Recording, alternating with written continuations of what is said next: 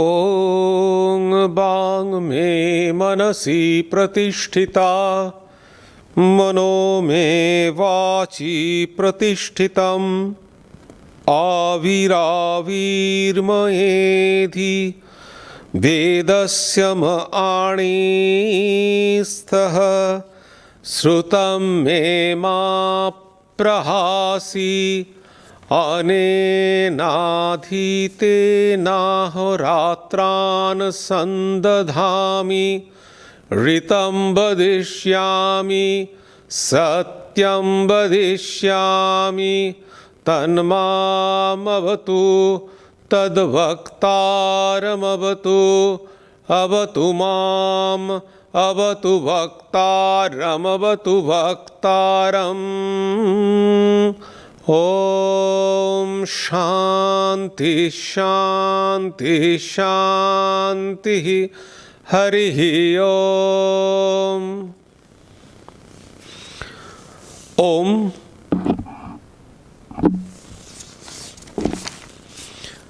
May my speech be accorded with the mind. May my mind be accorded with the speech. O self-effulgent one Brahman, reveal thyself to me. May you both, speech and mind, be the carriers of the highest truth to me. May not all that I have heard depart from me. May I be able to join day and night through this study. I shall utter what is verbally true. I shall utter what is mentally true. May that Brahman protect me.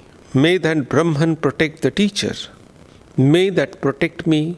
May that protect the teacher. Om, peace, peace. Peace be unto you all. Good morning.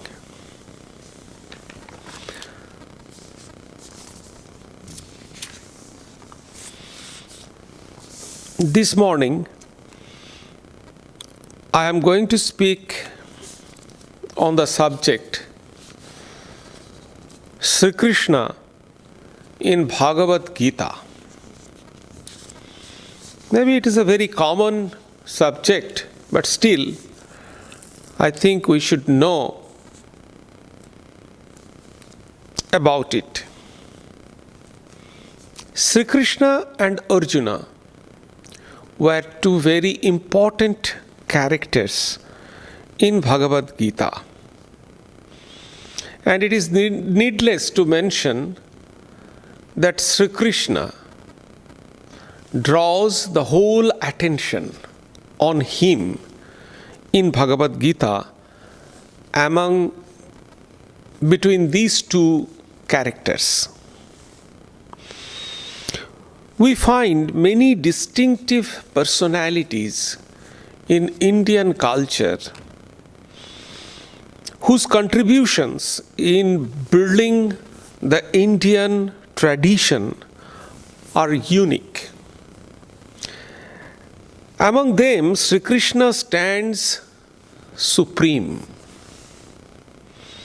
Besides specific Vaishnava scriptures, we find two great scriptures in India where in detail Sri Krishna has been mentioned. One is Bhagavatam and other is Srimad Bhagavad Gita. These are the two scriptures where Sri Krishna is mentioned in detail. In Bhagavatam, Sri Krishna is Gopi Ballabha, great lover of gopis, the cowherd women. He is Supreme Lord of faithful and divine playmate of gopis, the cowherd women. It requires the mind of Shuka to comprehend Sri Krishna as the lover of gopis, said Swami Vivekananda. When Vyasa composed Bhagavatam, after finishing the whole book, Vyasa asked Narada, I have composed the life of Sri Krishna, but who is going to read it? Because it is so sacred that the ordinary human being with polluted mind are not capable or not competent to read or study this great book. Then Narada replied that why? The great pure ever be born, your son, Shukadeva, who is other than the best one to study Bhagavatam. So he will study because he is the purest mind ever be born in this world. Vyasa agreed. So Swami Vivekananda said, unless our mind will elevate, we are not capable, we are not ready to study Bhagavatam because it is so sacred book that it is not, should not be read by the people whose minds are not very pure.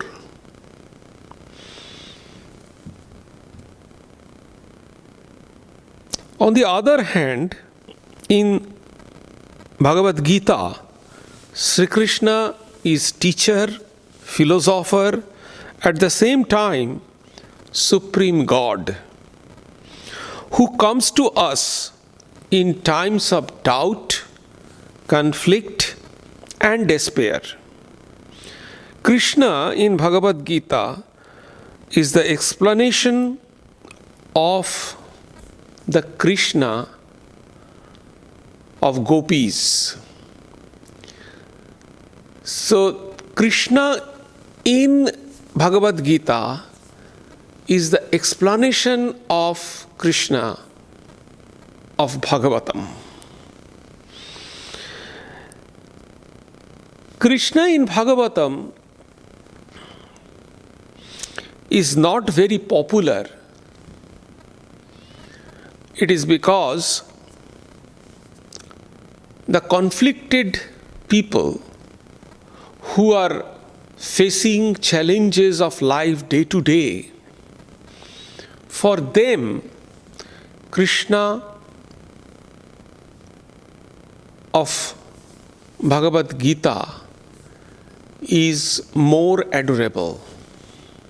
Let us see, therefore, how Sri Krishna reveals himself in Bhagavad Gita for us.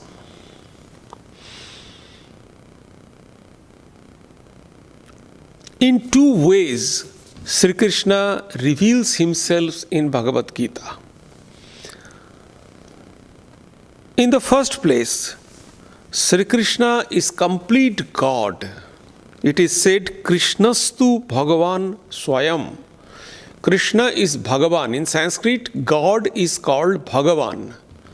So Krishna is complete Bhagavan. Krishnastu Bhagavan Swayam. Why it is called Bhagavan? The great saint of Indian scripture, Parashara, he defined why it is called Bhagavan. Bhaga, in Sanskrit, Bhaga means assets. Bhaga means excellence.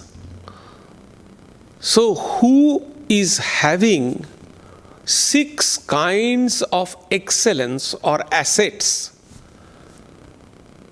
is called Bhagavan. So, Bhagavan God has 6 types of bhaga or assets or excellence. What are these 6 types? These are wealth, strength, fame, beauty, knowledge, and renunciation. These are the 6 assets or excellences that God is having. That is why these are called Bhaga, so that is called Bhagavan. But this excellence or assets may increase or decrease, which we are having.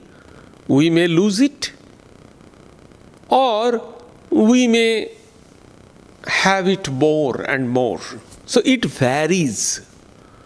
But these assets that God is having, it is permanent. It will never decrease. So it is eternal and permanent, this kind of excellence or assets. Again, in Gita, Lord Krishna says about himself. So in this way, Krishna is Bhagavan. 6 assets, eternally permanent assets he is having. Then in Bhagavad Gita, Sri Krishna says about himself. In verse number 20, in chapter 10, he says, Aham Atma Gudakesha Sarva Bhuta Sayasthitaha. Aham Atma, I am Atman. He said, O Arjuna, I am the self. I am Atman, I am the self, residing in the heart of every being.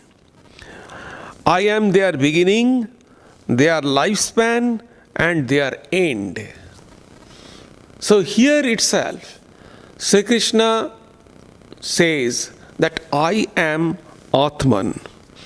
I am residing in the heart of everybody, and I am their beginning, their sustenance, and their end. Here Krishna says he is Atman. Sri Krishna also explains in Bhagavad Gita what is the nature of Atman. He says, Abhinashi tu tad viddhi yeno sarvamidam tamam vinasham abhayasya nakaschit kartum arhati. He says, this self has neither birth nor birth. Avinashi, it is never perish. It is always eternal. And again he says, Na jayate mriyate va kadachit nayang bhutta bhavita vana bhuyo ajo nityam sasataham purano nahannate hannavane sharire. He says that this self has neither birth nor death, nor does he ceases to be, having been in existence before, unborn, eternal. So he explains the nature of Atman. First he says, I am Atman, and I am residing everybody's heart. And then he says, what is the nature of Atman? It is eternal, it is unperishable. Thus, we find that Sri Krishna is Atman, Sri Krishna is Bhagavan, but we haven't found yet that Sri Krishna is Brahman. Vaishnava scripture never accept Krishna as Brahman. Only great Vaishnava teacher Goswami Krishnadas Kaviraj in Chaitanya Charitamrita, he says that Brahman is the radiation from Krishna's person. So it is Krishna's, as it were, the complexion, the radiation, the glow, the divine glow of Sri Krishna, that is Brahman. But glow or radiation, these are attributes. Brahman doesn't have any attributes. So in that sense, according to Chaitanya Charitamrita, Krishna here is Saguna Brahman, Brahman with attributes. So here we find Krishna is Saguna Brahman. In Bhagavad Gita also, Sri Krishna explained himself, expressed himself with so many attributes. In 11th chapter, we find that Sri Krishna is having so many attributes. So Saguna Brahman, he is Brahman, but Saguna Brahman. But what is the great salutation mantra of Sri Krishna? In the salutation mantra of Sri Krishna, it is said, Om Namo Brahmanya Devaya Go Brahmana Hitaya Cha Jagadhitaya Krishnaya Govindaya Namo Namaha. Brahmanya Namo Brahmanya Devaya. And again at the end it is said Govindaya Namo Namo Sri Krishnaya. So Sri Krishna is Brahman. So he is Brahman. And again he is Govinda. So he is a person, Govinda. And again he is Brahman. Here he is considered as a Nirguna Brahman. So Sri Krishna in Bhagavad Gita, although it is the salutation mantra, but in Bhagavad Gita also, Sri Krishna is considered as the Saguna Brahman, Nirguna Brahman, and God, Supreme God, Personal God and Supreme God. So all these aspects, 4 aspects, Saguna Brahman, Nirguna Brahman, then Personal God with attributes and the Absolute God with no attributes. So this is Sri Krishna's stand in Bhagavad Gita. Secondly, in the second place, Sri Krishna appears as human and acts as a friend, philosopher and guide to grief-stricken Arjuna. This personality of Arjuna is more popular.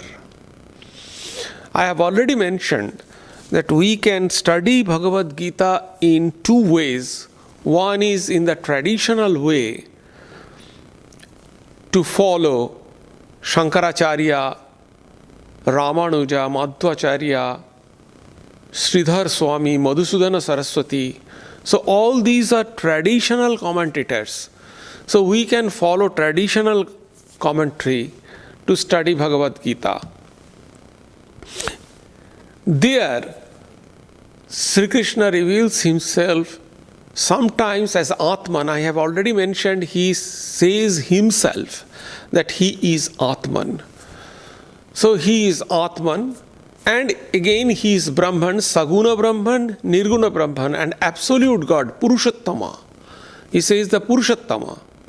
So in Purana, it is Bhagavad Gita is the part of Mahabharata. Mahabharata is Purana. In Purana we find that there are different god and goddesses like Brahma, Vishnu, Maheshwara. So all these are.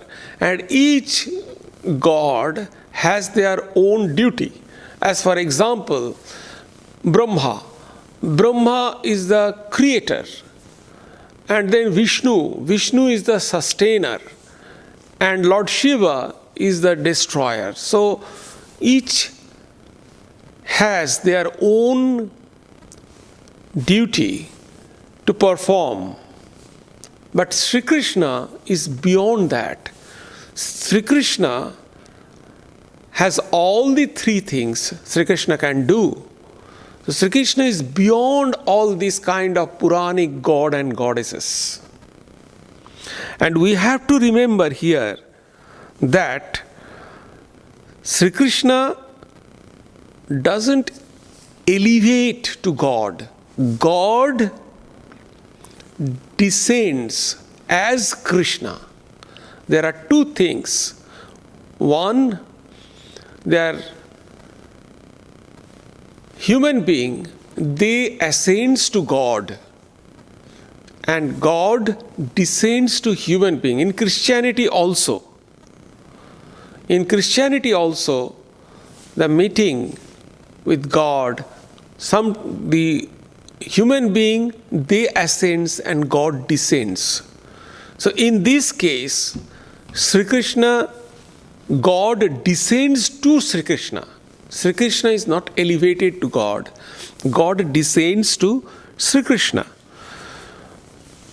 But in the second place, in Bhagavad Gita we find, which is more popular, like commentators like Sri Aurobindo, commentators like Bal Gangadhar Tilak, and many other, Radhakrishnan, and many other, Ranganathanandaji, and many Swami Vivekananda, and many others, their commentary on Bhagavad Gita is the contemporary explanation. So people, they accept this kind of commentary more and more. So in the second place, Sri Krishna appears as a human being and acts as a friend, philosopher and guide to grief-stricken Arjuna. When Arjuna was completely dejected, confused, unable to take any decision or judgment, overpowered by excessive emotionalism, at this very crucial moment, Sri Krishna told Arjuna, we find in chapter 2, verse number 2 and 3, he says, Kutastva kashmalamidam vishaye samupastitam anarya justam asarjam akirtim karam Arjuna. In such a crisis, whence comes upon thee? Why this kind of delusion comes to your mind in this crucial moment? O Arjuna, this dejection, on Arya-like, means he was a warrior. Arjuna was from warrior clan. So he says it is not befitting warrior characteristics. He says, O Arjuna, this dejection, this unwarrior-like, disgraceful and contrary to the attainment of heaven, from where this delusion comes from this crucial moment. Yield not to unmanliness. And then comes a huge shock from Sri Krishna to Arjuna. Klaibang mashmo gama partha naitattayi upapaddate. There's a huge shock. Yield not unmanliness, O son of Pritha. Yield doth it comes thee. Cast off the mean faint-heartedness and arise, O scorcher of thine enemies. So we find Sri Krishna in Bhagavad Gita in this role. So he is shaking Arjuna at the time of crucial moment. So what happens? He detects the accurate diagnosis. We find Sri Krishna does the accurate diagnosis. These words of Krishna must have acted like an invigorating tonic to the despondent mind of Arjuna. And Krishna never sympathizes with Arjuna's explanation, though he is in full sympathy with Arjuna for his sorrowful state. Here, Sri Krishna displays an amazing depth of psychological insight, which brings the calmness in the turbulent mind of Arjuna. So Sri Krishna first diagnoses the accurate problem of Arjuna. Arjuna's mind was turbulent, so he gave a shock first. And then Arjuna's mind little bit settles down. And then he goes for the next step. The initial weakness which unbalances the mind of Arjuna and a train of high-sounding rationalism, the rational argument, Sri Krishna was continuing, was simply did his argument, placed his argument in front of Sri Krishna. So he was arguing with Sri Krishna with apparently logical way. It sounds very logical what Arjuna pleaded. It sounds logical apparently, but Sri Krishna, he could understand the depth of the problem. He found that emotion clouded, emotion covered the real problem of Arjuna. Even Arjuna could not understand that problem. So Sri Krishna found that. And it happens to us also. So Arjuna's real self is obscured and hidden in such a depth that almost impossible to detect. The first reading of Krishna on Arjuna's mind was that Arjuna's all kinds of arguments regarding love, kindness, everything, actually these were not very solid based. So in case of Arjuna, all these acts as a deceptive mask which covers our vision from our own weakness. Sometimes it happens to us also. We give very logical argument, but actually those are the masks which covers our real self. And it happens to Arjuna. And Sri Krishna detects it. When our life is smooth and easy, we cannot realize it. But only when serious conflicts sets in, and when we face the challenges of our life, then we can detect the shaky base, the unformed. It is not form. It is very shaky or very floating base of most of our virtues. We find that we thought that we are determined to do these things. Our virtue, we are following our values, we are following our virtues very strongly. But when problem comes, when real challenges comes, at that time we find that all our values, all our virtues just simply floods away, just like a dry leaves. And that happens to Arjuna. It is when we unmask this virtue that we rise to true ethical life.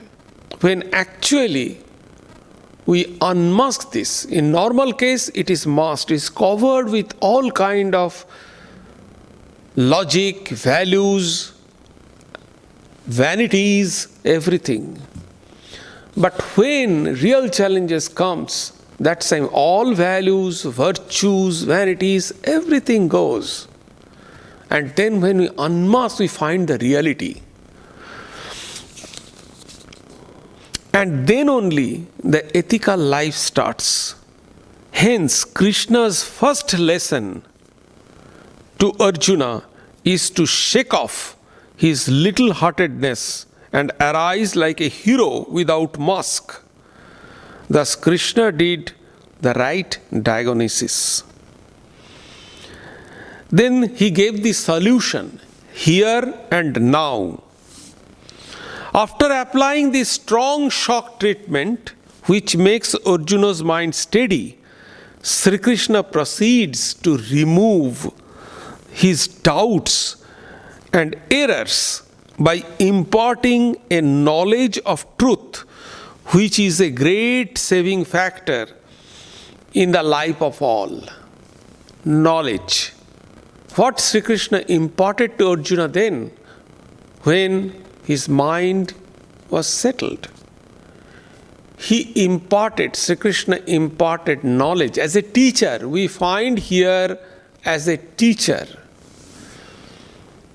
In verse number 38 of the chapter 4, Sri Krishna very clearly says, "Na hi gyanena sadrisham pavitram iha vidyate." Na hi gyanena sadrisham, like knowledge there is nothing. He says, verily there is nothing so purifying as knowledge in this world. One who is perfect in yoga discovers it in course of time. So knowledge, when our mind is settled, see, when our mind is overclouded by emotion, by false logic, we cannot understand our own mind, nothing will go to in our mind. At that time, all our lessons, all our teachings will be futile. So first, a big shake, a transformation, that must needed. So Sri Krishna first gives a shake to Arjuna. Then he gives the knowledge. Knowledge is the only permanent cure of all ills of life. And it is only when we are torn, as it were, with doubts and conflicts, then only is the right time to receive right knowledge. When challenges comes, that is the right time to give knowledge and to accept knowledge. So Arjuna was in a right position. So he was in conflict and confused state. He was helpless. At that time, he seeks knowledge, he seeks some wisdom from Sri Krishna. So time was ripe and Sri Krishna gives this knowledge to Arjuna in the right time, here and now. Arjuna is just ready to receiving the knowledge and he is expressing his helplessness, and Krishna delivers him the right knowledge in the right time, which is the philosophy of life, which keeps one's mind steady and firm in the midst of challenging moments of one's life. So what kind of knowledge Sri Krishna gives? That kind of knowledge which keeps our mind strong and steady to face the challenges of life. That kind of knowledge Sri Krishna gives to Arjuna. And that is the philosophy of life. Sri Krishna delivers the philosophy of life to Arjuna. He says, Sri Ramakrishna used to say that tie the knowledge of truth at the corner of your cloth and do whatever you please. So always knowledge goes along with us. Without knowledge, that will be simple emotion.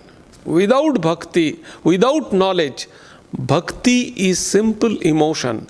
This knowledge doesn't mean the knowledge of Atman, but some knowledge must be there.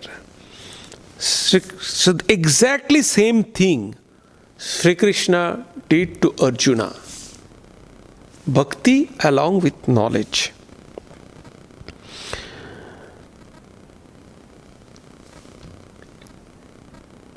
Sri Krishna does precisely the same thing. In the critical time of life, only the knowledge of truth, which gives us the right philosophy of life, can save us permanently. Truth is of no consequences to us if it cannot be realized in the life. There are a lot of truths, a lot of things. It is not affecting us. Why? Because we are not realizing that. Truth, if we cannot realize, it will not give any consequences in our life. And again, a solution is no solution if there is no problem. Only when we face the challenges of life, then only we can realize what is the solution. If we do not have any problem in life, then we cannot understand what is solution.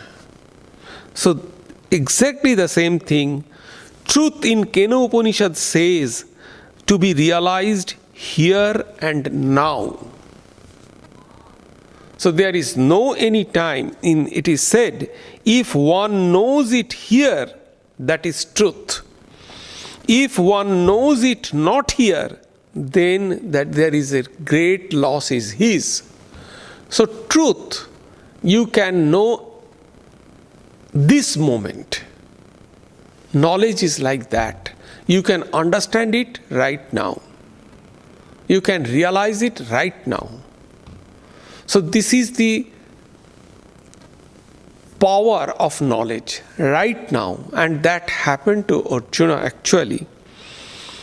So the truth is a simple enough and can enter life silently and works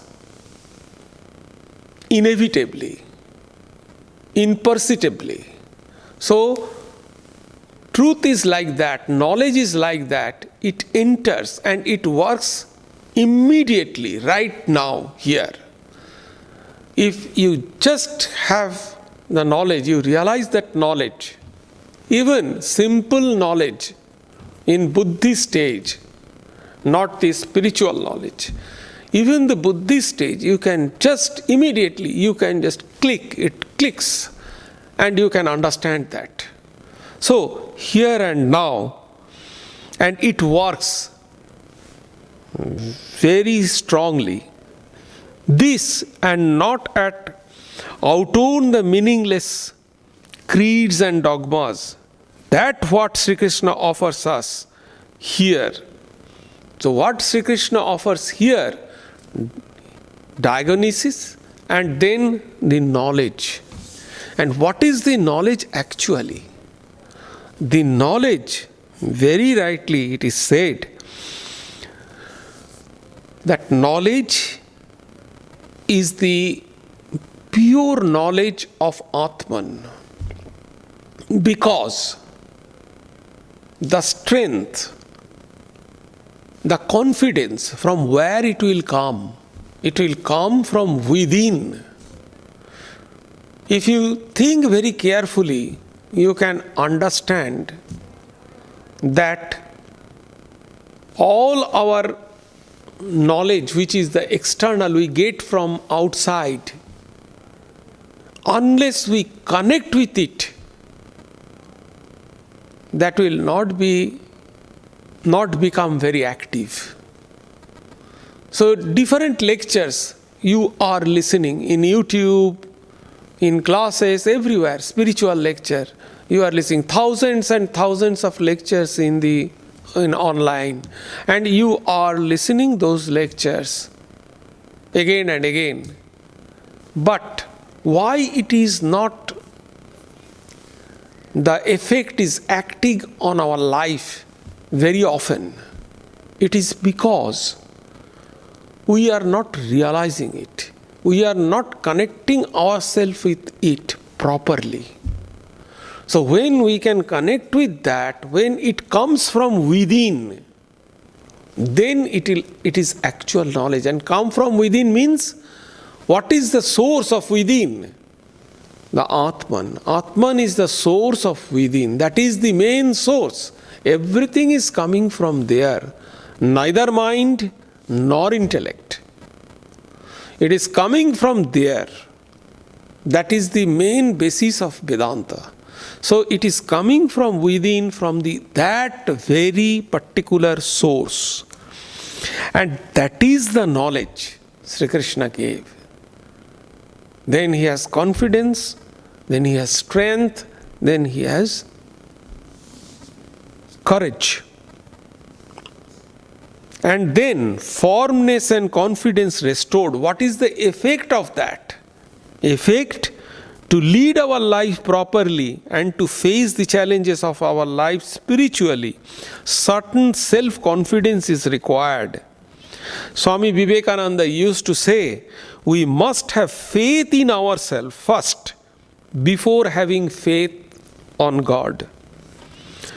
The knowledge of Atman, which is our true nature, is the basis of all manly endeavor and achievement with this end in view. And Sri Krishna imparted that knowledge to Arjuna. Sri Krishna shows Arjuna the true nature of his self, and then left Arjuna to apply that knowledge and the faith derived from that knowledge of Atman.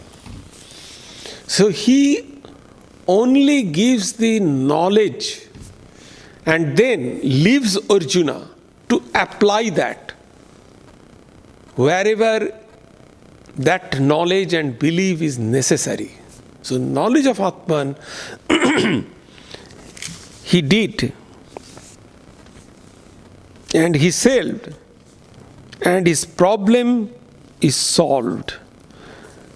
This is clear from 63rd verse of 18th chapter. He said, Iti te jnanam akhyātam gujyat gujyataram maya. I have given you the profound knowledge. I have already imparted to you wisdom, the profound knowledge which is more profound than all other profound knowledges. Reflecting over the whole teaching, do as you think fit. He says that Bimrishaitad asheshena jadechosi tatha kuru. Please do it, please apply it wherever you like it. So this is the profoundest knowledge I am giving you, and application is yours. Sri Krishna says it in 63rd verse of 18th chapters. Thus, and again he says, thus I have imparted to you wisdom, and reflecting on this, you do whatever you like. We find that the effect of this knowledge reflected in the life of Arjuna. And then we find that how this knowledge affects in the life of Arjuna. In verse number 37 of the same 18th chapter, Arjuna very clearly revealed, in the first chapter Arjuna says, I am confused, please tell me what is good for me. And in 18th chapter, verse number 37, Arjuna very clearly says, Nashta moha sritir labdha tat prasadan mayachyuto sthitosmi gato sandeho korishye vachanang tava. Very clearly says, Nashta moha, my all delusion, by your grace, tat prasadam, by your grace, my all confusion and doubts wiped away. So completely, I get rid of all kinds of delusion and I am doing what you have instructed me. Now I come to understand what is right to do. He said, destroyed my delusion and I have gained my memory through thy grace. O Achyuta, I am firm, my doubts are gone. I will do thy word. I will follow your instruction. So, see, in 18 chapters, everything gone. So, this is the way Sri Krishna appears in Bhagavad Gita as a human being, friend, philosopher and guide. So, first he detected the problem and then he imparted the right knowledge. And the effect of knowledge is that Arjuna's all delusion gone. So the important point, the baseline is here, is sometimes we cannot understand ourselves. And then what will happen?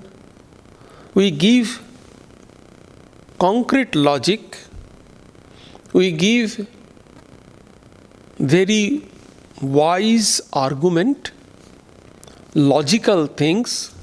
Apparently it sounds very logical, but either it is covered, the reality is covered with emotion, or reality is covered with ego. So, we cannot see the reality. And at that time, any argument, any logic, we do not accept in that state of our mind.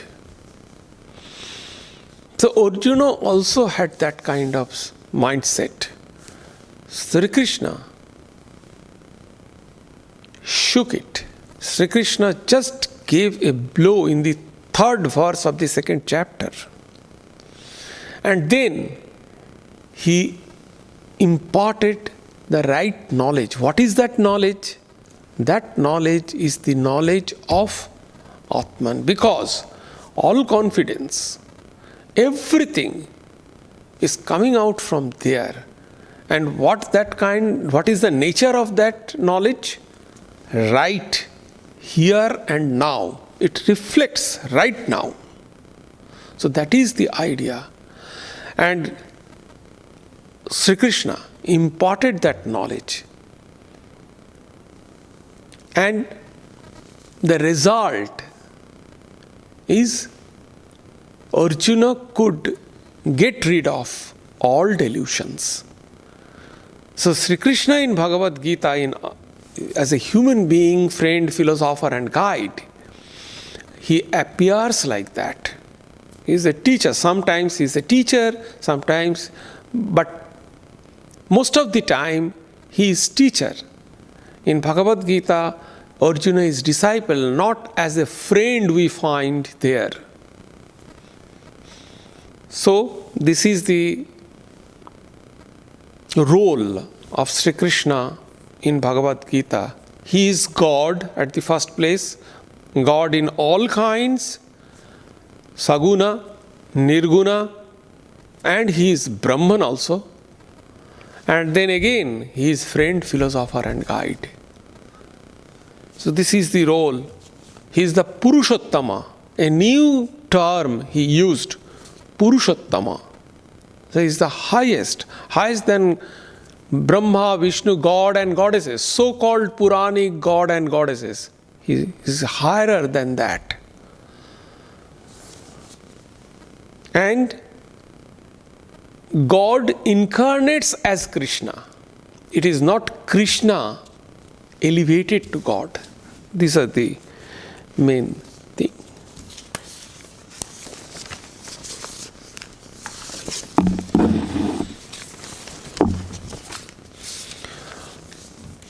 Om Sarve Bhavantu Sukhinah Sarve Santu Niramaya Sarve Bhadrani Pashyantu Ma Kaschid Dukkham Apnuat Sarvastarotu Durgani Sarvo Bhadrani Pashyatu Sarva Sadbuddhim Apnotu Sarva Sarvatra Nandatu Durjana Sajjano Bhuyat Sajjana Shanti Mapnuat Shantamucchete Bandhebhyo Muktaschanyan Vimochayet. May all be happy. May all enjoy good health. May all see happy events. May all be freed from miseries. May all be freed from dangers. May all realize what is good. May all actuated by noble thoughts. May all rejoice everywhere. May the wicked become virtuous. May the virtuous attain tranquility. May the tranquil be free from bondages. May the freed make others free. May the Supreme Spirit, the presiding deity of all sacred activities, be satisfied. For he being pleased, the whole universe feels satisfied. Peace, peace, peace be unto you all.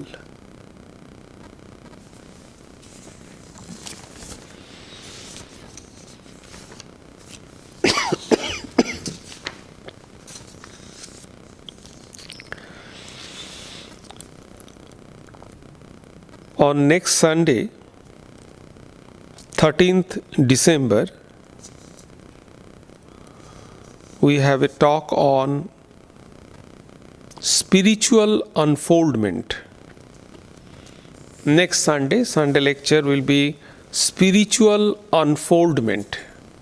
Swami Prasannatmananda will deliver the talk at 11 o'clock on the live streaming in the same hall.